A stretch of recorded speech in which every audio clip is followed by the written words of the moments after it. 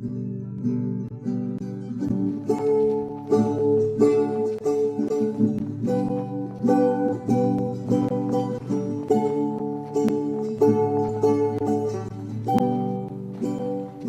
one goes to Google and puts up, and Google the search, why do people hunt? There'll be 250,000 items to look at.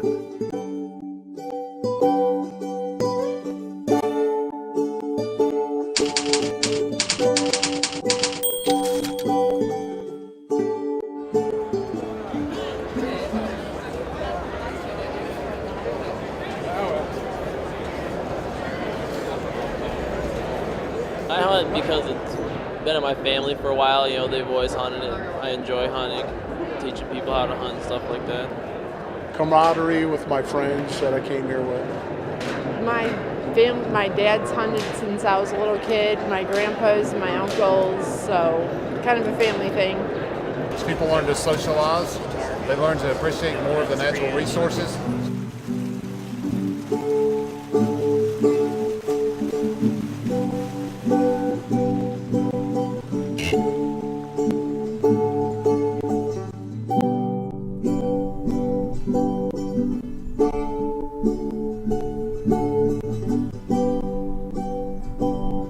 They were hunting in order to be with their father. That the father had hunted with his father and his grandfather hunted with his father for probably different reasons. And it was a family activity. More time again just to be with family and head out and do a little bit of deer hunting in the morning. So it's a lot more about kind of companionship for deer hunting, for me anyway. So as you go through Google and you talk to, which is my experience, has been undergraduates in a child psych class, when I asked them, why do you go hunting? Because I was very surprised when I became a professor after coming from an urban area, that people had hunting and they closed schools down. It was to be with my father, in nature, and just loving being together. Well, for me, I didn't grow up in a hunting family. I was always very active outdoors. So I think one of the primary things for me was it was yet another thing to do outdoors. Well, I guess one of the reasons why I hunt is I enjoy it, for one. Mm-hmm. It's kind of a relaxing for me. It's a time that I can get away and just go sit by myself and listen to the rest of the wildlife.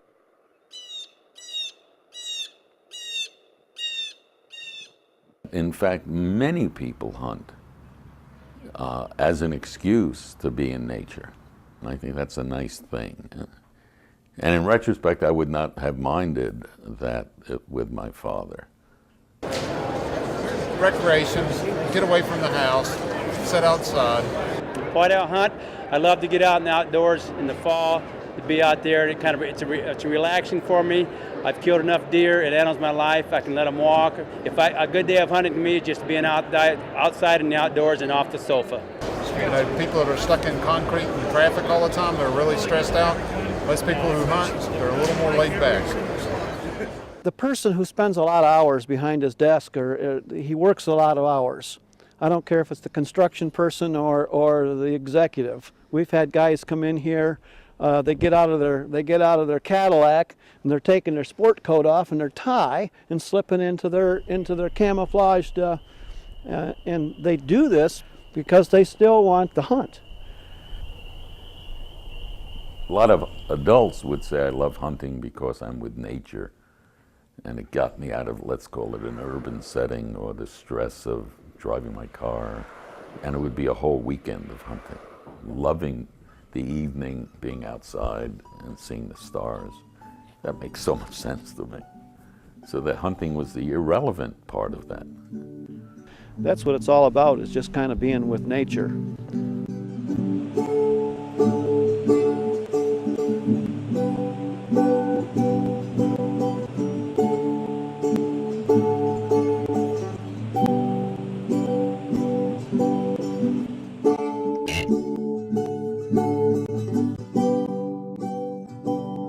Clearly, and depending on what country you're talking about, mainly people hunt to get food. Everybody knows that. I harvest an animal because I enjoy eating the venison. I really enjoy venison. Yep, we eat what we kill. Deer meat's good. Elk meat is better. We had killed some deer and we donated the meat to charity for people that were in need. Me and my buddies, we make jerky, sausage, and stuff. And if I don't use all the meat, I take it to the people that need. You can donate your food to the people that needs the food. You know, eat the meat. It's way healthier than the hormones that they're throwing in the cows. It's a proven scientific fact that venison is the leanest red meat known to man. But venison and wild game meat in general does have some characteristics that are more and more appealing to a lot of people. Generally because those animals are running around all the time, so they're actually low in saturated fat even than just, like beef you can get from the market. A wild animal is not subsisting on any type of high-fat diet, so the meat tends to be very lean, tends to be very low in cholesterol. They're very active, obviously, out moving across the landscape and so forth. All those food companies are trying to, make their process more effective. So the way they actually, raise the chicken and the cows are really, I would say, unhealthy. How they've been putting in those small spaces, they can't really move around, and they're basically just sitting in their stews all the time.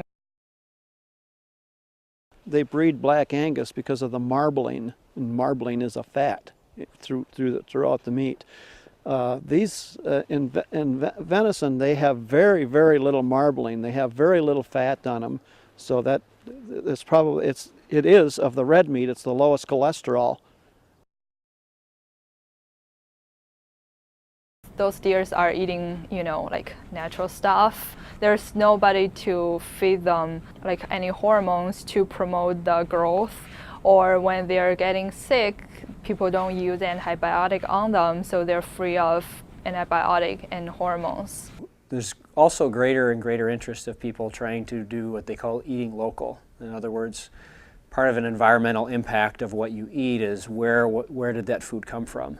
And if you go out close to home and hunt an animal close to home, there's none of that transportation involved. There's none of that burning of fossil fuels and potential impact on climate change and other things associated with that. So a lot of people are looking at local farming and other local food sources as a positive way to do something beneficial for the environment, and hunting can be a big part of that. 75 years ago, especially in the north, deer hunting was a means of feeding your family. Personally, I like animals and I won't kill them. And I surely don't want my friends or my husband to do this. He get all excited about the idea that he can hunt here, he can do those hunting. I think I wouldn't, I don't have the right to really against this if some people really need this, they really need this way to get their food or something, because I have a neighbor, I know he has been unemployed since, I don't know, last year or something, so he go on to those field trips and, even hunting to just get some food, for himself.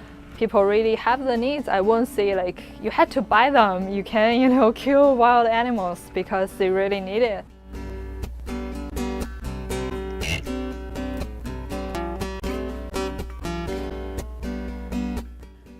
Do I feel it's necessary to hunt, as it were, because there are so many animals, or they're invading parts of let's call it an urban setting, and this becomes useful in the larger ecological need of managing herds of animals?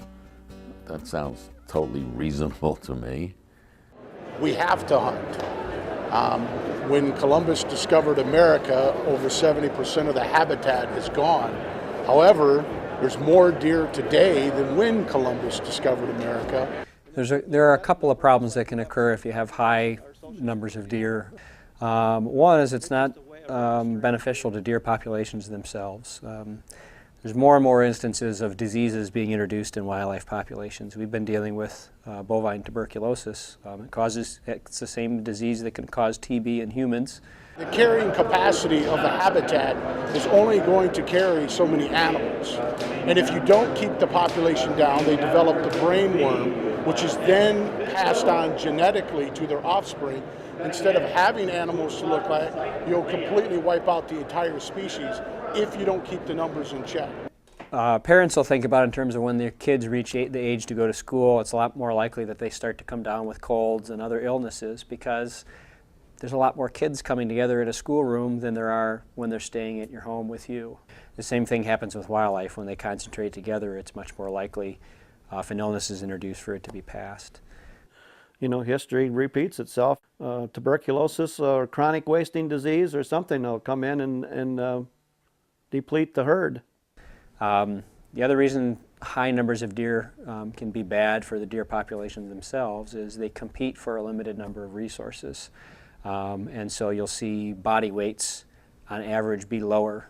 The number of fawns that are born will be fewer. Things like antler development on bucks will be less. So they'll have smaller on average antler size because they just don't have the energy to contribute to good antler growth. Deer can also affect habitat for other wildlife. If they're eating a lot of these young trees that otherwise would be growing up and developing branches and a lot more structure to them, that would be habitat for other wildlife. So songbirds that perch in low trees and feed on insects and other things might not have some of that available to them if high deer numbers are affecting the way the whole landscape essentially looks. It's just a matter of a couple of years of without any hunting, they could become very nuisance to traffic, to agriculture if they overpopulate. And I guess this is one of the reasons why they have the hunting season, is to keep the population under control. I believe it is. I believe hunting is beneficial because you got to control the deer herd. Like this year, I've hit 2 deer with a car already. You got to control the population. Yeah, about 3 nights ago, I got my first one with a truck. $3,200 to fix a truck. In Michigan, we've had, for about the past decade, about 60,000 or more reported deer vehicle collisions each year. Some years it's been as high as 65, 67,000 or so, I think. I gotta believe going in the woods and sitting in the woods, even though you're hearing gunshots all over the place, is probably just as safe, if not safer, than driving down M115 out here. But clearly we're one of the top states in terms of the numbers of collisions that occur. You know, there's a lot of car deer accidents now. If you quit hunting these things in just a matter of 3 or 4 years, the car deer accident would be just tremendous. Lots of deer means more damage to crops in farmers' fields, which can be an economic impact for them. They get into the cornfields, their soy and their wheat and stuff, bad enough as it is. And if we let them overpopulate, the poor farmer, he just wouldn't have any crop at all because they just annihilate it. So a variety of these negative impacts are reasons that we try and use hunting as a tool to essentially maintain a good huntable population of deer, but try and keep them below levels where they can cause too many adverse effects. It's clear that part of hunting in Michigan is animal management. Do I think that's moral? Of course I do.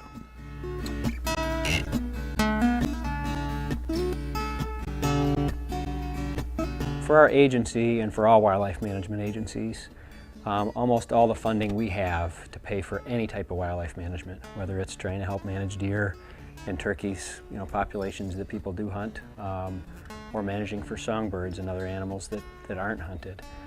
Almost all the funding that we get to do that is generated by hunters. First of all, you're helping the state out by purchasing a firearm license. You're helping our park systems and paying our DNRs, their wage. Certainly in a state like Michigan, about 800,000 nearly people buy a license to hunt deer each year. Firearms, archery equipment, fishing equipment, ammunition, a lot of equipment items associated with hunting. There's also a federal tax on those. It goes into the federal government, and then a portion of it gets sent back out to states, again, to pay for conserving wildlife. And it's because of hunters and through their management and all of our dollars that we even have all of this land that everybody else that doesn't hunt gets to enjoy. Half the guys forget their ammunition or their boots or some crazy thing. You know, they go to MC or Dunham's or Jay's or someplace like that. So there's a economic input just from those expenditures that actually produces almost all the resources that are available to manage for any wildlife of any type. You know, and if you get somebody up here that spends $200 or $300 on fuels and motel rooms and restaurants, or whatever they do along their travels along the way, that just produces a lot of income for state sales tax and local revenue to businesses and other things as well. I don't even know how many people come 300, 400, 500,000 people who come up here to hunt.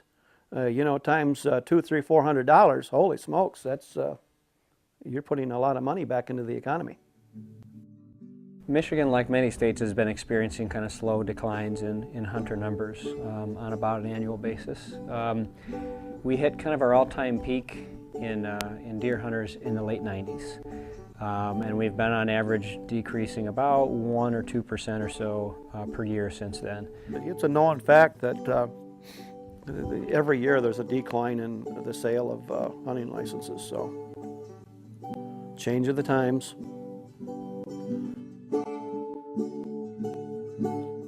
Life's getting more complex for a lot of people. More and more folks are further removed from kind of a rural connection, and whether it's for not having a place to hunt because they didn't grow up around an area that hunting was popular, or they just simply don't have as much of an understanding or appreciation for it. That tends to occur in a lot of places over time. I would encourage people, a younger person, to give it a try. Might be such a thing as, you know, you really don't believe in killing things, and that's okay. They have a cute little spotted fawn in their head, and that's as far as it goes. I don't know whether it was his intention or if it just was an accidental thing, but I think this, you know, this kind of stuff started back with Walt Disney, principally the movie Bambi. And everybody sees that, and the next thing you know, oh, you eat Bambi? Well, you know, that's what I mean, is it's people are just, they've got the wrong perception on what it's all about. So if we don't have people discussing why they're hunting in the media, and let's say Hollywood stars, George Clooney, who are not saying, here's what I love about hunting, we get this myth, which I think more a myth than not, that I'm hunting as a violent activity and I'm salivating while I'm shooting animals. I tend not to believe that. That's entirely up to the individual whether he wants to hunt or not. But I don't think, I don't think a person ought to knock another person down, verbally or otherwise, because a person enjoys hunting. I don't know, I just can't imagine living without being able to go out in my backyard or jump in a car and go a few miles north or south or whatever the case might be and exercise that right.